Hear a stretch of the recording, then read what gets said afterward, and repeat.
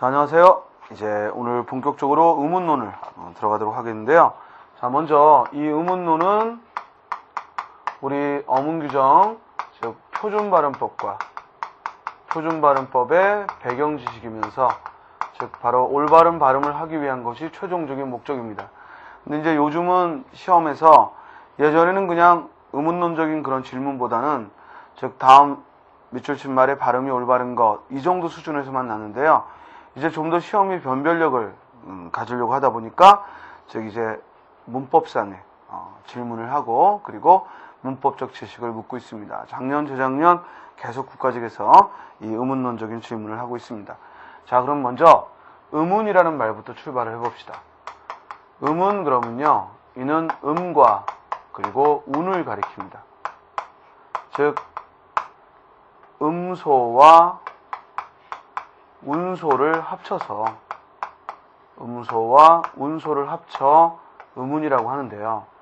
그러면 의문이라는 것은 결국 변별력 있는 소리, 변별력 있는 소리를 우리가 의문이다라고 해요. 자, 우리 소리 그러면 우리 구강 구조를 발음기관을 통해서 나오는 소리를 음성이라고 하거든요. 음성. 그런데 그 음성 중에서도 변별력, 즉 뜻을 구별할 수 있는 소리를 의문이다라고 하는데 거기에는 음소와 운소가 있어요. 자, 음소는 뭐냐면 즉 자음과 모음처럼 우리가 충분히 구별해낼 수 있는 이 구별해내는 걸 뭐라고 하냐면 분절한다라고 해요. 그래서 분절 의문으로서 자음과 모음이 있고 반면에 운소는 즉 소리의 길이나 또는 소리의 높낮이처럼 즉 구별해낼 수 없는 이 요소를 비분절 의문이라고 합니다. 자, 여기까지 이해되죠? 자, 그러면 일단 시험 문제에서 가장 간단한 거, 예를 들어 국화의 의문의 개수는 몇 개냐, 또 궁궐의 의문의 개수는 몇 개냐, 또는 우리가 월차 했을 때 의문의 개수는 몇 개냐, 이런 걸 묻는데요. 그러면 의문의 개수를 물으면 이건 지금 표기죠. 표기. 이건 표기고 형태고 일단 이 발음을 써야 돼요. 그러면 국화라고 발음이 되고 궁궐은 똑같죠. 궁궐. 또 월차도 똑같이 월차. 자, 또 이렇게 명사와 조사가 만나서 즉 꽃이 이런 말을 또 발음하면 꽃이. 또 동사 읽었다 얘를 발음하면 읽었다라고 발음이 될 거예요. 자, 그러면 이제 잘 들어요. 요 소리 나는 요 노랗게 쓴 요 각각의 요 소리의 덩어리, 그죠? 여기서는 구와 夸이 소리의 덩어리를 이걸 음절이라고 해요. 즉 음절은 소리의 덩어리를 말하는 거예요. 소리의 덩어리. 그래서 의문이 모여서 이루어내는 소리의 덩어리를 우리가 음절이라 하고, 그럼 국화는 이음절로 돼 있죠. 그 다음 이제 여기서 의문을 찾아라 하면은 이걸 보고 찾는 게 아니라 요 발음 기호를 보고 기역, 우, 키읔, 와, 네 개다라고 찾는 거예요. 이해돼요?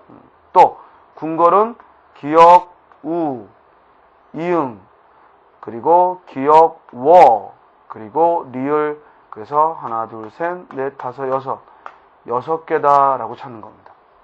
또 월차는 워. 자, 여기서 조심할 거, 요 받침의 이응은 자음이라는 의문이지만 요 모음의 첫 소리에 오는 이응은 모음의 부호일 뿐이에요. 그러니까 이걸 자음, 이음과 워로 구별하면 안 되고 워가 하나의 모음으로서 하나의 음운이 되는 거지. 그리고 리을, 그리고 치읓, 아. 그래서 4개죠. 자, 꽃이라는 말을 이제 음운을 찾아보면 즉 쌍기역, 오, 치읓, 이 4개죠. 그런데 이걸 이 형태에서 찾아서 쌍기역, 오, 치읓, 이 이래도 즉 음운은 같아요. 그러나 이걸 보고 하는 게 아니라 이건 우연히 갖게 된 것이고 지금 국화 같은 경우에는 완전히 다르잖아요. 그죠? 그냥 이걸 보고 하면 잘못하면 뭐야? 기역과 히읗을 둘을 나누게 되지만 이렇게 하나로 줄었기 때문에 음운은 이 발음 기호를 보고 한다는 거. 이걸 꼭 기억하시기 바랍니다. 그리고 이와 같은 동사의 경우에는 읽었다 그러면 즉 이, 리을, 기역, 디귿, 쌍디귿, 아.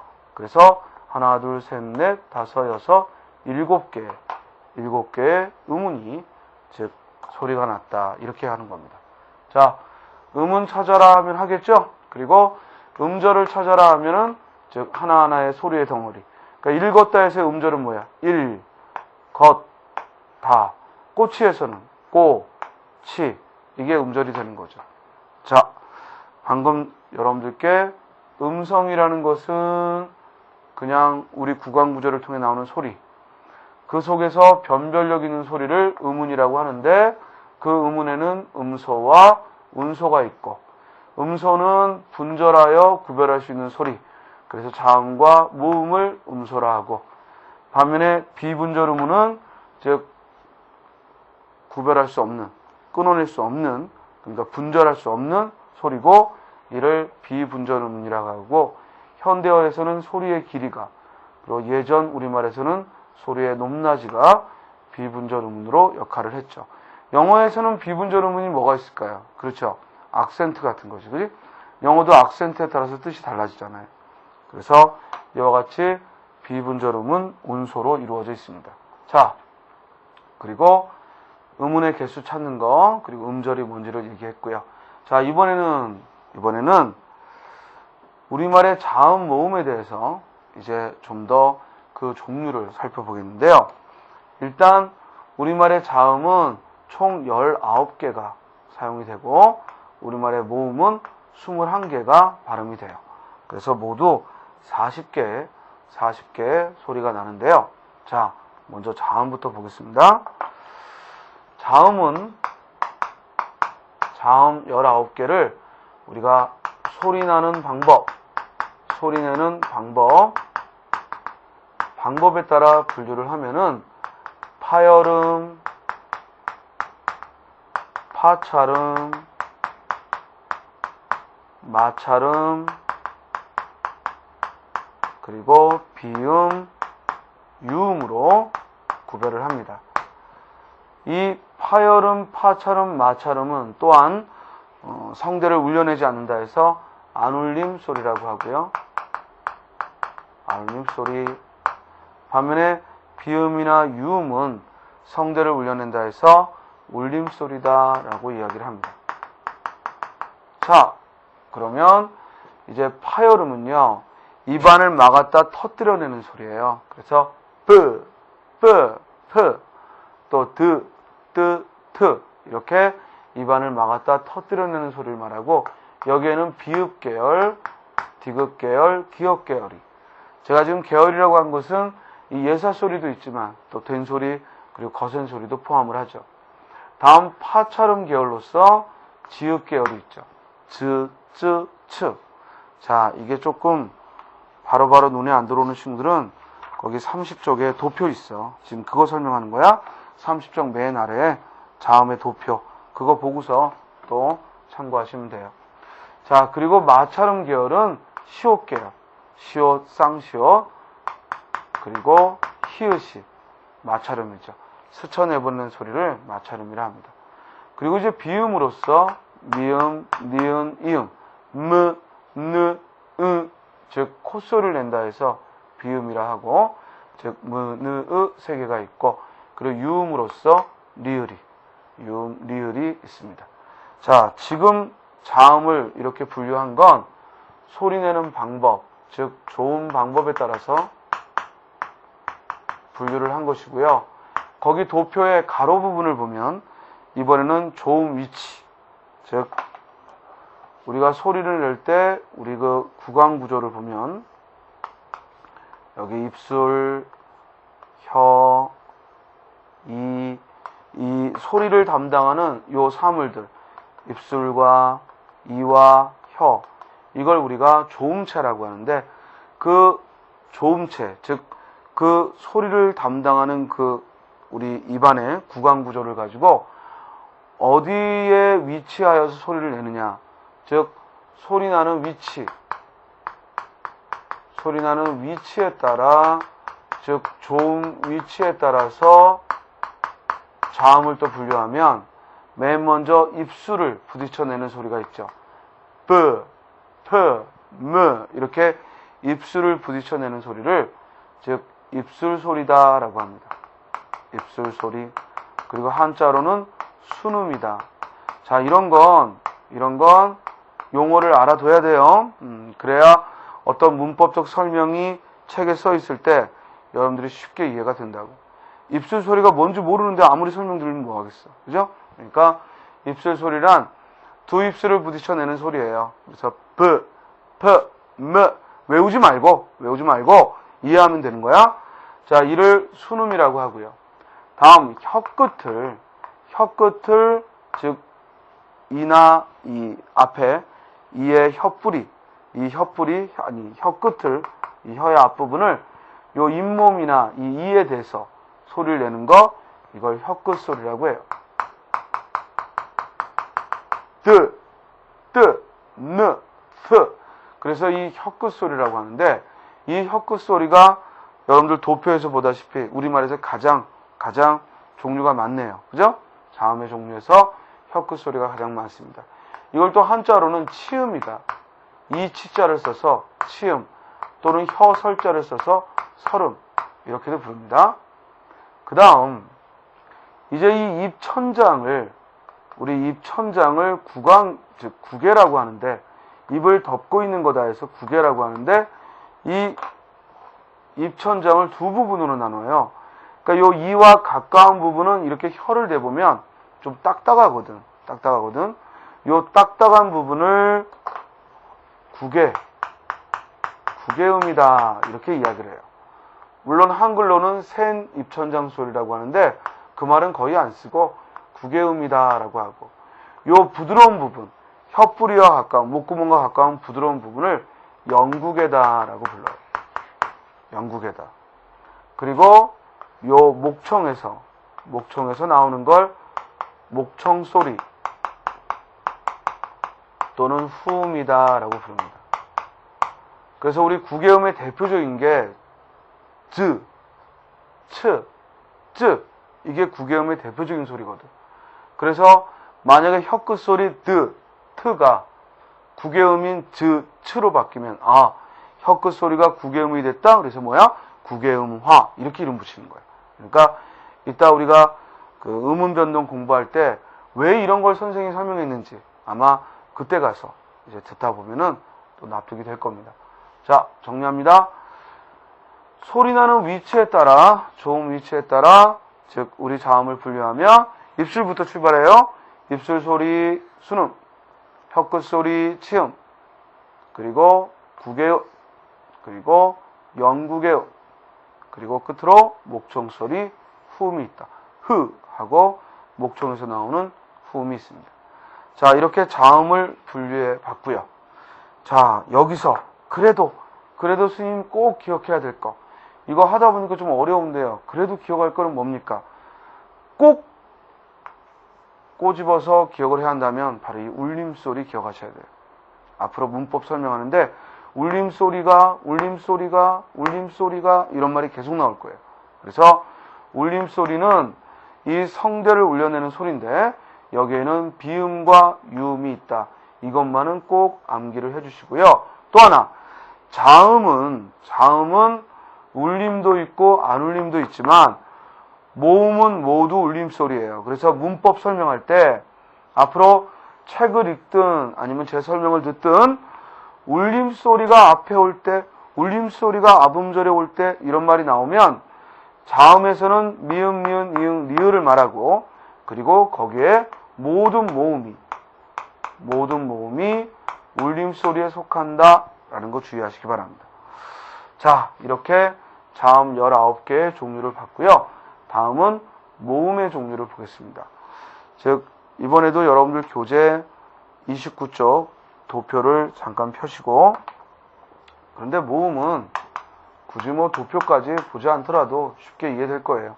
자, 모음은 21개가 있는데요. 모음의 소리를 낼 때 아 하면 어때요? 아 하면은 끝까지 입의 모양 안 변하죠? 근데 와 하면은 입의 모양 변하죠.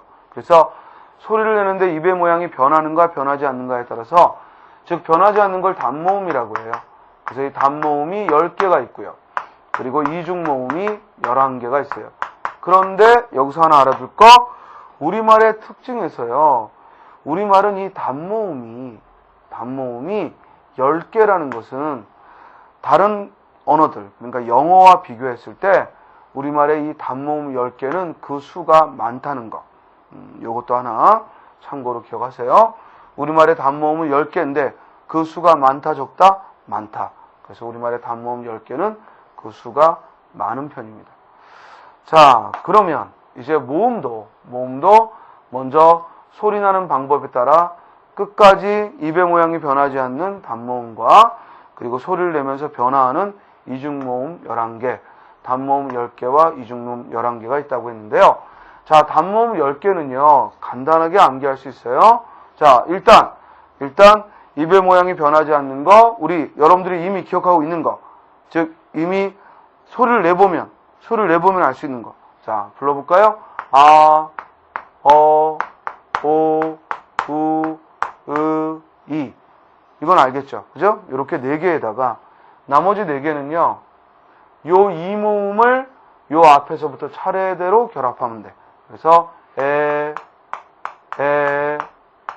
웨, 위. 됐죠? 자, 아, 어, 오, 우, 이에 이제 이모음을 차례대로 결합해서 웨, 위. 이 10개를 단모음이라 합니다. 그러니까 만약에 시험에서 다음 중 단모음이 사용되지 않은 거, 그러면 이 10개의 모음 이외의 것을 찾으면 되는 거지.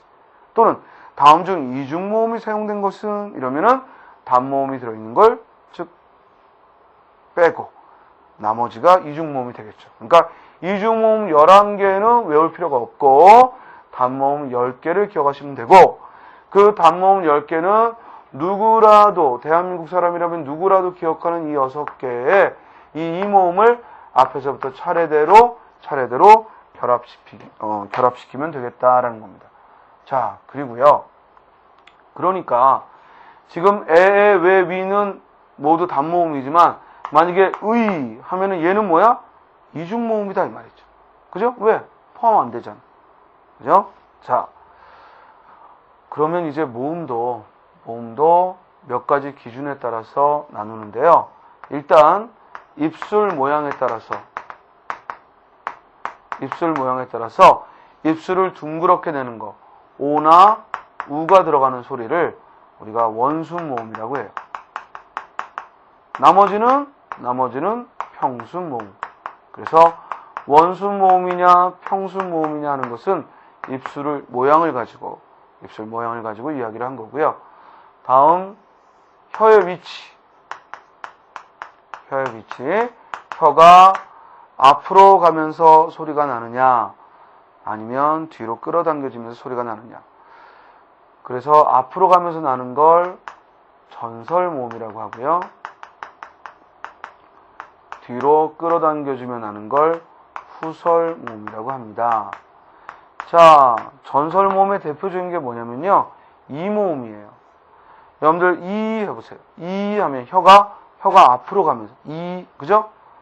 혀 쑥 빼라는 게 아니야. 혀를 앞쪽으로 힘이 간다는 거야. 혀를 쑥 빼고 한 그 바보 같은 놈이지. 그러니까 혀를 앞으로 힘을 주면서 그러나 우 해보세요. 우 뒤로 끌어당겨지지. 우.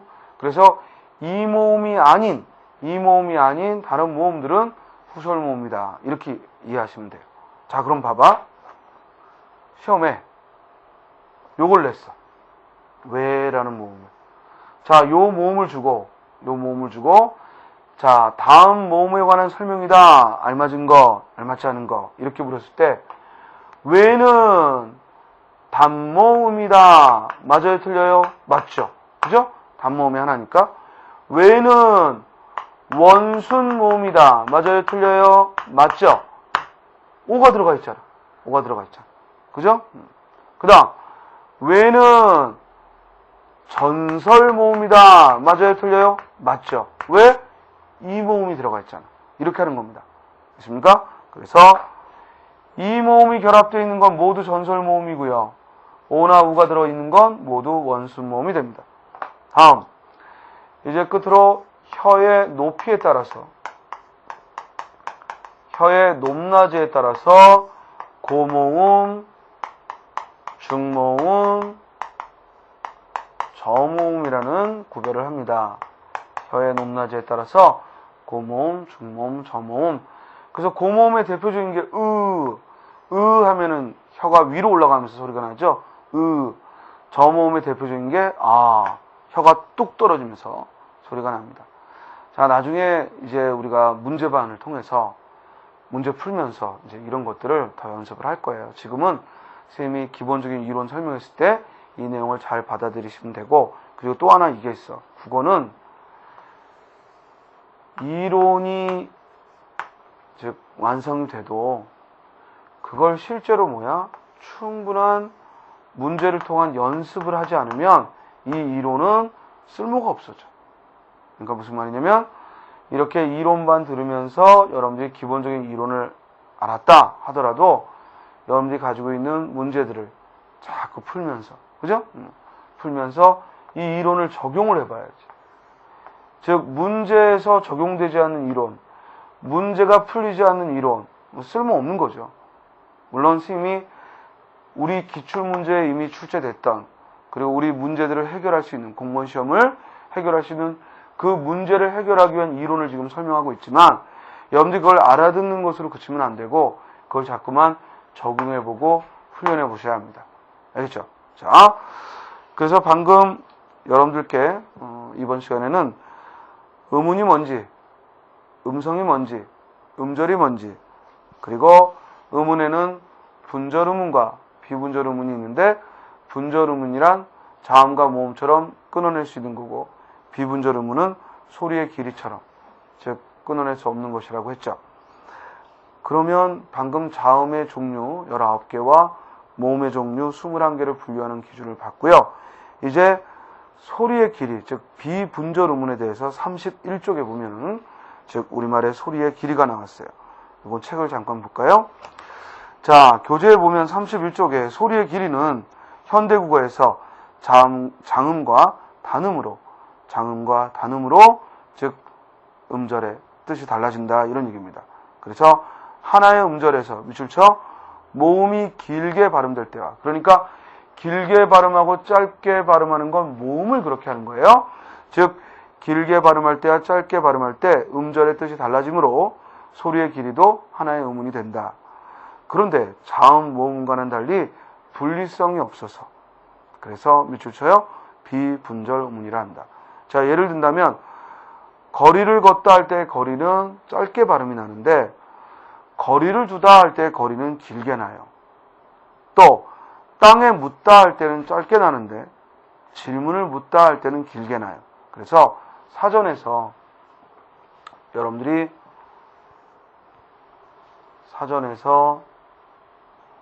말이라는 말을 찾았는데, 이게 사람의 말을 말하는지 아니면 짐승의 말을 말하는지, 물론 한자로 구별을 짓기도 하지만 소리의 길이를 보면 국어사전에 위에 사람이 하는 말에는요 이렇게 쌍점이 찍혀 있을 거예요.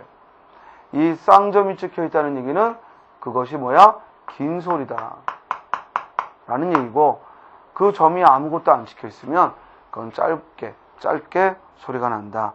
이런 뜻이 됩니다. 그러니까 글을 쓸 때 표시하는 게 아니라 발음기호에서만, 국어사전을 넘겼을 때 발음기호에서만 알 수 있는 거예요.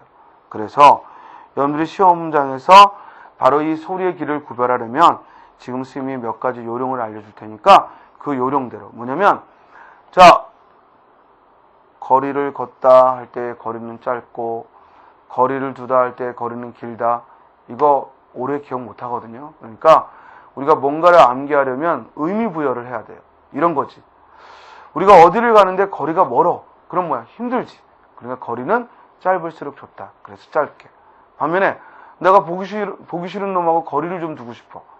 그지? 그럴 때 그 거리는 멀수록 좋으니까 뭐야? 길다. 이렇게 의미를 부여하라고. 땅에다가 뭘 묻을 때는 빨리 묻어버리는 게 좋잖아. 그러니까 짧게. 그러나 질문을 물을 때는 뭐야? 알 때까지 계속 물어야 되지. 따라서 길게. 자, 그리고 신체, 눈, 발, 손 이런 건 다 짧아요. 신체를 가리키는 말은 다 짧고, 따라서 내리는 눈은 길고 사람의 눈은 짧고. 자, 낮과 밤의 밤은 뭐야? 우리 좀 잘 말하면 아침이지. 밤은 짧고, 반면에 먹는 밤은 잘 고소 먹어야 되니까 길고. 또 대장했을 때 이 서류 그 대장은 짧고, 그러나 우리 군대의 대장이 된다는 건 오랜 세월 군복무를 해야 되잖아요. 그죠? 직업군인으로서. 따라서 대장이 된다는 건 오래 걸리니까 길다.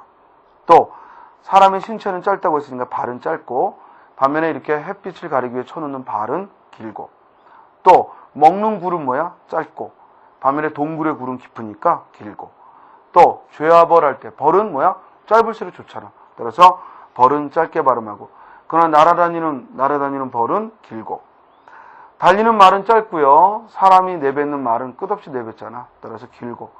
그 다음 소나무의 솔은 짧은데 먼지 터는 이 솔, 이건 길다. 왜냐면 먼지 다 털어내려면, 그지? 오래 걸리니까. 자, 이렇게 의미 부여를 하는 거예요. 그죠? 그러니까 꼭 그런 의미로 만들어진 건 아니지만, 여러분들 이왕이면 소리의 길을 외울 때는 가급적이면 의미 부여를 하면서 외워두는 게 좋겠습니다. 자, 이제 시험과 관련지어서 이 소리의 길이에서 정작 시험에서 중요한 건 그 밑에 1번. 긴 소리는 첫째 음절에서만 나타나요. 따라서 밑줄 쳐요. 본래 길게 나타나던 단어도 둘째 음절에 오면 짧아집니다. 예를 들어 눈이 내린다. 이럴 때 눈이 내린다 길게 합니다. 눈이 내린다. 그러나 첫눈이 온다. 첫눈이 내린다. 그럴 때 첫눈이 짧아진다라는 얘기입니다. 그래서 길게 나는 소리는 첫 음절의 모음과만 관련이 된다. 됐죠? 그래서 많다 하면은 길게 하는 거지만, 많다 하면은 길게 소리가 나지만, 수많은 그러면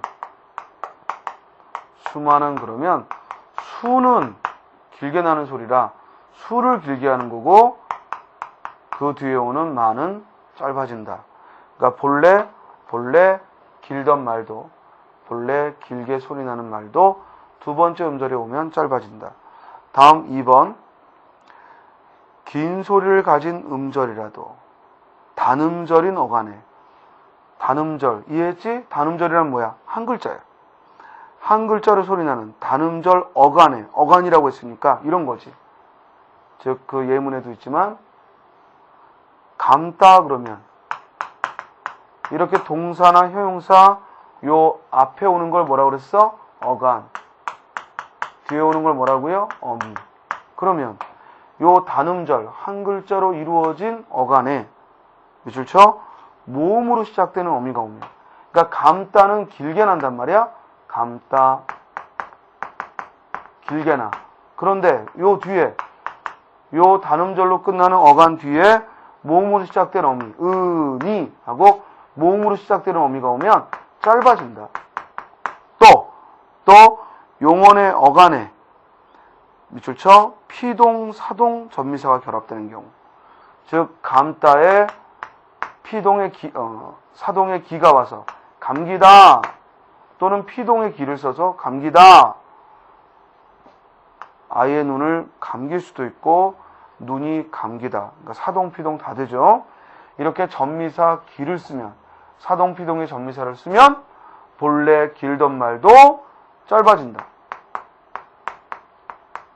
즉 긴 소리 안 납니다. 그래서 모음으로 시작하는 어미가 오거나 아니면 사동, 피동, 전미사가 오면 즉 짧아진다라는 얘기입니다. 그래서 감다가 감으니 짧아졌고, 밟다가 밟으면 짧아졌고, 꼬다가 꼬이다 짧아지고, 삼다가 삼기다 짧아집니다. 됐죠? 자, 그리고 그 아래 주의해야 할 장단음에서요, 여러분들 문법 교과서에 나오는 건데, 항상 단음으로 발음해야 되는데 짧게 해야 되는데 길게 하는 경우, 또 길게 해야 되는데 짧게 하는 경우 외워두셔야 돼요. 요거는 여러분들이 사전에서 한 번 더 이 발음들을 확인하고 암기하시고요. 또 구별해야 되는 것도 있지. 방화와 방화. 자, 앞에 방화는 뭐야? 불을 끄는 거야. 불을 끄는 건 어때? 피해 가족들을 빨리 꺼야 되니까 짧게 발음하고, 반면에 불을 지르는 방화는 뭐야? 길게 하고. 또 영화 감상 이런 건 2시간이잖아. 짧게 하고, 그러나 뭔가 생각한다. 감상은 길게 하고. 또 마음의 상처를 입다의 감상도 길게 하죠.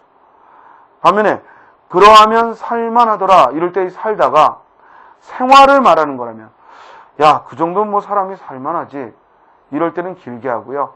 야, 그 물건 나도 살만하던데, 이럴 때 그 살다는 짧게 하고요. 그래서 뭔가 물건을 구매하다 할 때는 짧게 하고, 반면에 생활하다 할 때 살다는 길게 합니다. 자, 여기까지 여러분들은 우리말의 음운에 대해서, 즉 비분절 음운까지 공부를 했습니다. 그래서 오늘은 여러분들 음운의 종류를 함께 공부했고요. 다음 시간에는 이제 발음과 관련지어서 올바른 발음의 가장 기본적 지식이 되는 음운 변화. 요거 재밌습니다. 음운 변화. 그리고 요게 그냥 책을 읽으면은 좀 답답한데요. 제가 또 예를 들면서 설명을 할 테니까 미리 한번 읽어보고 그리고 수업을 듣도록 하면 좋겠습니다. 다음 시간에 이제 음운 변화부터 출발하도록 하죠. 수고하셨습니다.